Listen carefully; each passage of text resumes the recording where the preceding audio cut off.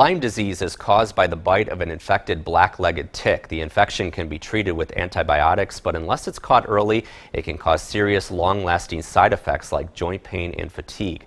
Marty Salt has more on the disease and that the research that may someday help doctors with a reliable diagnosis very early on. When Carrie Perry takes Roxy out to play, she gets a rub down with tick repellent. There's no way Carrie wants to risk a tick inside her home. That's because Perry's daughter Samantha had a 3-year-long battle with Lyme disease, starting in December of her sophomore year. 3-day higher fever, neck ache, headache, but then it resolved. But a few weeks later, Sam began feeling exhausted. The competitive athlete kept going despite joint pain and nausea.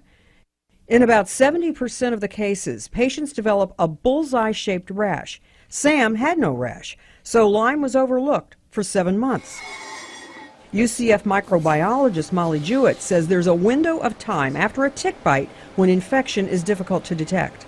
As the infection persists longer and longer over time, those bacteria can move from that tick bite site to different places in the body. Jewett and her team are researching how the bacteria evades the immune system. They're developing a new diagnostic test of a patient's blood for the very early presence of the bacteria.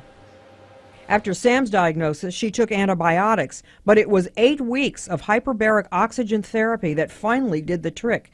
She's now a college junior studying abroad in Spain, recovered after years of agony. People don't understand Lyme. They don't understand what one tick can do to a person.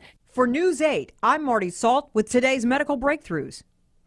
The lab is working with engineers at UCF to develop a Lyme detection module that could sit in a doctor's office, but they say the device is still several years away.